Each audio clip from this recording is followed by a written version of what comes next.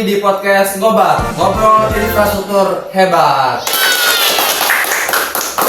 Oke, dan hari ini tuh saja kita akan ngobrolin ataupun bincang-bincang terkait dengan infrastruktur yang ada di Provinsi Bangka Belitung.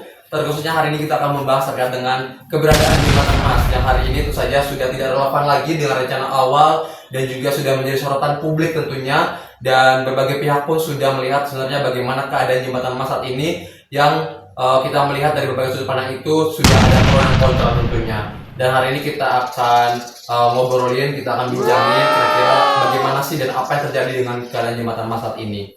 Dan hari ini bersama saya, Benedict Sorry, yang akan mengajakin para narasumber kita, para teman-teman kita, bapak-bapak dan ibu semua untuk ngobrol pada kesempatan hari ini. Tentunya kita sudah kehadiran Bapak Arya dari pemerintah tentunya. Selamat pagi, Pak. Selamat pagi. Oke, hari ini gimana kabarnya, Pak? Alhamdulillah saya sehat. Oke, happy ya, Pak ya? Happy banget saya. Oke, happy banget ya. Terima kasih ya. Oke, terima kasih ya sudah datang hari ini, Pak, di podcast kita, di podcast Ngobat. Dan kita juga sudah kehadiran kepada Pak Ruli yang juga berasal dari akademisi ya, Pak ya. Apa kabarnya hari ini, Pak? Alhamdulillah baik. Oke, luar biasa ya. Terima kasih juga sudah berkenan hadir di podcast kita kali ini.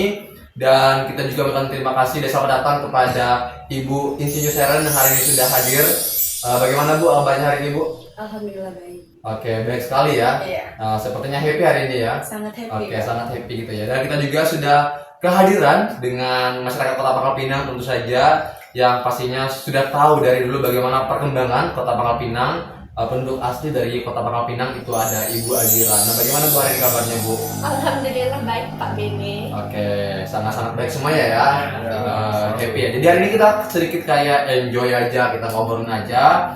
Mungkin dari bapak-bapak dan ibu silakan nanti mungkin kasih pandangan ataupun pendapat terkait dengan nanti beberapa pertanyaan yang akan saya sampaikan gitu kepada bapak dan ibu. Kita hari ini santai aja, enjoy aja, nggak usah terlalu kaku ya bapak ibu ya. Anggap aja kita lagi ngopi di warung gitu kan. Cuma gorengannya memang nggak ada hari ini gorengannya. Kita sedikit enjoy aja. Mungkin kita langsung saja ya. Hari ini kita sudah kehadiran 4 narasumber kita tentu saja. Mungkin dari penonton juga penasaran gitu ya. Sebenarnya pandangan atau pendapat dari masing-masing pihak ini seperti apa dengan kehadiran dan juga keadaan Jembatan Mas yang saat ini sudah menjadi pro dan kontra dari berbagai pihak gitu.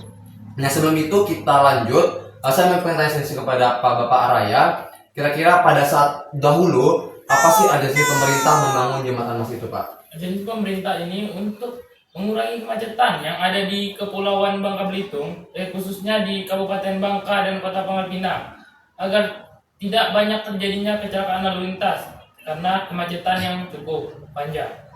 Oke, berarti memang untuk mengurangi kemacetan itu ya, Pak ya? Iya. Antara dua kabupaten itu ya. Oke, berarti agensi pemerintah saat itu memang sangat baik untuk mengurangi hal tersebut tentunya ya. Nah, tapi kan memang kalau kita melihat nih Pak, dengan keadaan Jembatan Mas saat ini yang memang sudah ada dan saat ini memang sudah menjadi perbincangan publik gitu, saya juga penasaran nih sama Pak Ruli gitu. Kalau misalnya saat ini kan memang pemerintah tuh membangun Jembatan Mas itu posisinya di daerah sekarang gitu ya. Sebenarnya di mana Pak daerahnya Pak ya sebelumnya? Di lintas timur di Kabupaten Bangka, itu adalah di tengah-tengah antara Kabupaten Bangka dan Kota Pangkal Pinang. Oke, kalau nggak salah itu di pantai dekat aliran sungai dan pantai gitu ya? Iya. Oke. Nah, kalau dari Pak Ruli nih sebagai seorang akademisi melihat lokasinya itu gimana?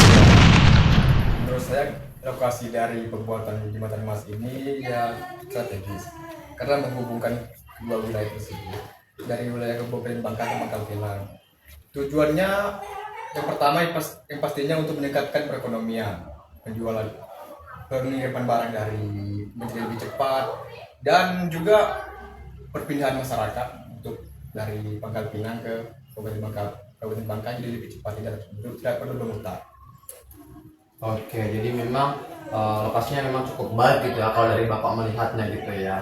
Tapi mungkin kita melihat juga dari konsultan kira sebagai seorang konsultan, tentu saja kan pasti dalam pembangunan ini menentukan lokasi tidak hanya satu pihak gitu ya, pastinya dari pemerintah, dari akademisi juga, dan juga ada kerjasama gitu ya, ada komunikasinya. Kalau dari Ibu melihat lokasinya seperti apa nih Bu kira? Sama yang seperti dikatakan oleh Pak Ruli, lokasi Jembatan Emas ini sangat strategis karena ia menghubungkan antara Kota Pangkal Pinang dengan kawasan pesisir dan kawasan sekitarnya yang sangat potensi untuk dikembangkan. Nah, dari segi tata ruang, jembatan emas ini membuka akses baru untuk wilayah yang sebelumnya sulit dijangkau. Oke, jadi memang sangat-sangat perlu gitu ya untuk dibangun ya untuk jalan ini yang memang menghubungkan dua daerah ini. Jadi memang lokasinya itu memang cukup pas gitu ya dan cukup baik gitu. Nah, tapi kita kembali lagi kepada masyarakat Kota Pangkal Pinang yang memang hari ini pastinya Ibu sudah kurang lebih 30 tahun ya ada di Kota Pangkal Pinang. Mungkin dari sebelumnya jembatan itu hadir Ibu sudah ada gitu ya. Nah, sebagai seorang masyarakat Kota Pangkal Pinang ini apa yang Ibu rasakan gitu dengan kehadiran jembatan emas ini gitu, Bu? Menurut saya sebelum jembatan emas itu dibuat, perpindahan penduduk dari Kota Pangkal Pinang ke Kabupaten Bangka itu memerlukan waktu yang cukup lama atau harus memutar dulu.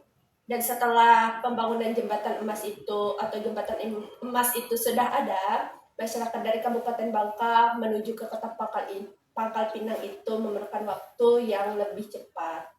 Oke, jadi memang masyarakat merasakan gitu ya dampaknya dengan adanya kehadiran jembatan emas gitu. Tapi kalau misalnya dari Ibu nih melihat kata jembatan emas selain tadi hal-hal yang Ibu sebutkan tadi, secara mungkin untuk hiburan, untuk pariwisata, atau segala macamnya, menurut Ibu bagaimana yang Ibu rasakan saat ini? Yang saya rasakan jembatan emas ini kan sudah sebagai ikon Kota Pangkal Pinang, dan di sana juga di saat sore hari banyak pedagang-pedagang kaki lima yang berjualan di sana. Jadi masyarakat mungkin dari Kabupaten Bangka, Kabupaten Bangka Selatan atau yang ada di Kepulauan Bangka Belitung ini bisa berjalan-jalan atau nyantai sore-sore menikmati sunset sambil memakan jajanan kaki lima di sana.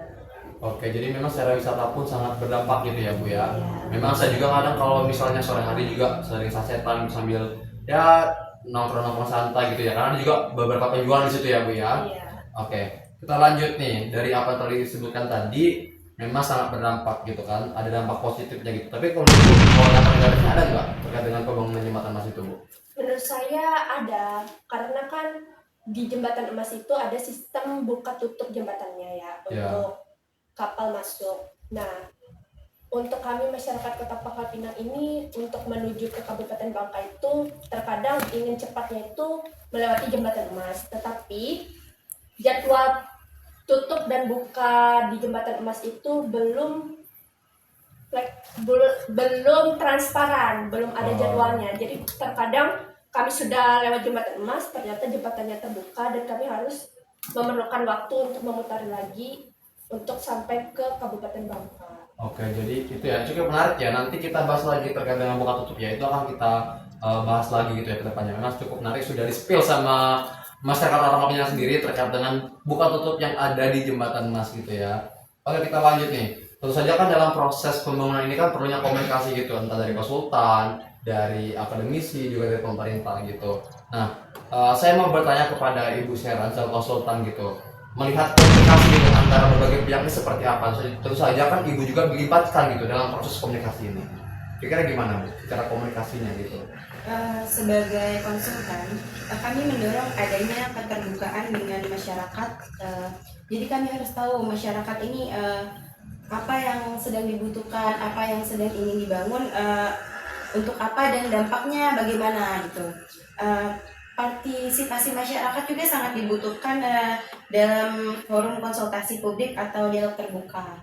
Dengan begitu kita bisa meminimalisirkan konflik dan membangun kepercayaan antar masyarakat juga.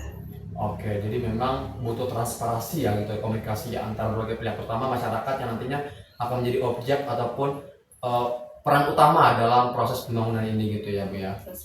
Oke, namun kita melihat tadi sudah di-spill oleh Ibu Aziran ya sebagai Kota Pangkal Pinang kalau ada proses buka tutup gitu ya, memang jadwalnya seringkali kita belum mengetahui gitu ya. Tapi kan kita lihat juga ternyata setelah saya baca-baca nih, biaya untuk buka tutupnya juga lumayan mahal gitu kan. Itu kan sudah menjadi masalah yang dihadapi. Nah, kalau dari pemerintah sendiri sebagai Bapak nih melihat hal tersebut, kira-kira masalah apa yang sedang dihadapi oleh pemerintah gitu? Masalahnya itu untuk buka tutupnya itu dia kan butuh biaya yang besar karena dia bahan bakar, dia menggunakan bahan bakar solar untuk membuka tutupnya. Jadi itu memerlukan biaya yang sangat besar karena itu. Dan mengapa jembatan sekarang kan dia naik terus bukan ke tutup ke bawah, karena pemerintah juga lagi efensi anggaran kan di Ya benar-benar. Kota Pangkal Pinang dan Kabupaten Bangka, dan alat untuk membuka tutupnya itu hanya tidak ada lagi di dunia. Jadi takut rusak, mungkin dinaikin lagi.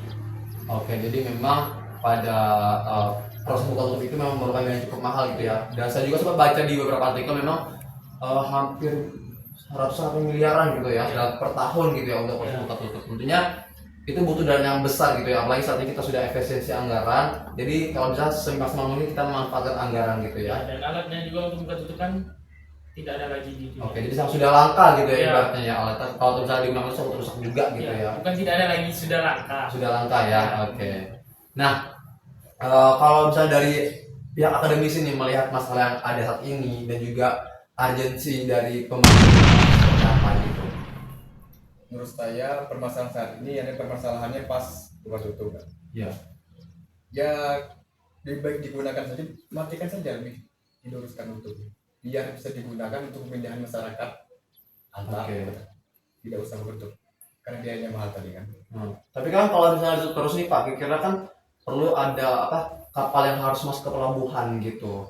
Nah, kalau misalnya itu kan juga menjadi sebuah masalah baru gitu kan. Nah, tentunya pasti perlunya komunikasi dengan pemerintah juga gitu. Nah, itu nanti kita bicara lagi di pertanyaan selanjutnya terkait dengan solusi gitu ya. Tapi memang kalau dari Bapak melihat itu harusnya nggak usah ada buka tutup ya, harus biasa seperti jembatan pada umumnya gitu ya. Oke, luar biasa sekali Pak. Oke, kita lanjut nih. Kalau dari masyarakat nih, Ibu sendiri, Ibu Azira, saat ini kan keadaan jembatan Mas seperti yang dibilang tadi Bapak Arya, bahwasanya karena biaya mahal tadi, sekarang kan dibuka terus kan, Iya. tidak ditutup lagi. Jadi selamanya dibuka sampai jangka waktu belum ketahui kan Pak ya. Nah, apa yang saat ini Ibu rasakan dengan jembatan itu Pak? Yang saya rasakan sekarang karena keadaan jembatan emas itu terus terbuka, tidak tertutup lagi, saya ingin pergi ke Kabupaten Bangka itu memerlukan waktu yang sangat lama dan harus memutar. Oke, jadi itu yang dirasakan oleh masyarakat gitu ya. Oke, kita lanjut nih Bu. Kalau dari Ibu sendiri harapannya seperti apa gitu Bu untuk kedepannya terkait dengan jembatan emas ini? Harapan saya terkait jembatan emas ini sama seperti kata Bapak Ruli tadi, kenapa jembatan emas itu tidak dibuat lurus saja, tetapi kan di sana harus ada kapal yang masuk untuk pelabuhan.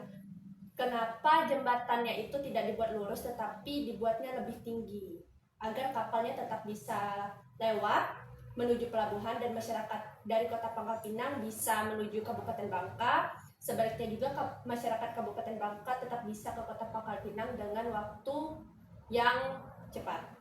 Oke, ya itu sih beberapa nanti yang perlu nantinya ke depan jadi evaluasi gitu ya bagi pemerintah tentunya dengan konsultan juga yang akan nanti ikut turut gitu dalam proses perencanaan dan juga pengimplementasian serta evaluasi kebijakannya gitu. Nah terakhir nih, seperti apa untuk sekarang ini kan masyarakat sudah merasakan ada dampak positif dan negatif, dari akademisi juga sudah mengatakan terkadang kenapa tidak dibikin satu jalan saja tidak perlu buka tutup gitu. Nah kira solusi dari pemerintah seperti apa untuk sejauh ini gitu? Solusinya dijadwalkan saja untuk buka tutupnya, tapi harus ada jadwal yang cukup tepat.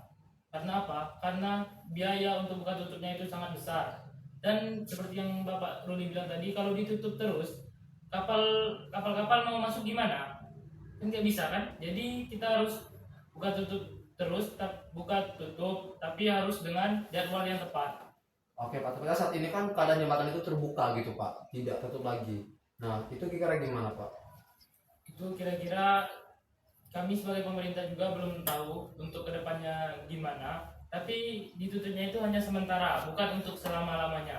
Oke, berarti masih berusaha mencari solusi gitu ya Pak saat ini ya. Oke, jadi memang harus benar-benar solusinya itu benar tepat gitu ya, jangan sampai mencari solusi yang salah gitu ya Pak ya. Iya, karena anggarannya juga cukup besar untuk buka tutupnya kan.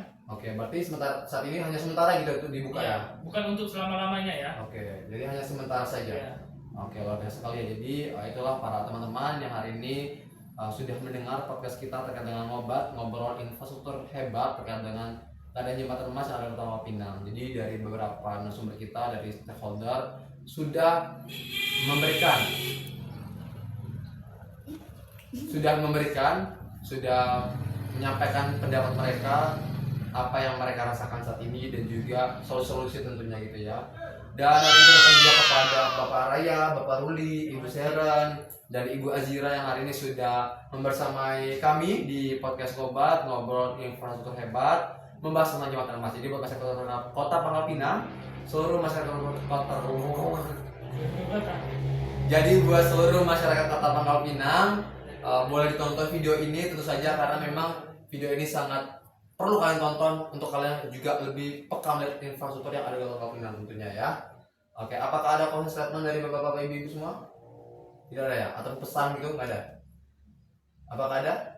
Tidak. Oke, tidak ya. Oke, mungkin sekian dari podcast hari ini, dan terima kasih itu saja. Tutup dulu dong.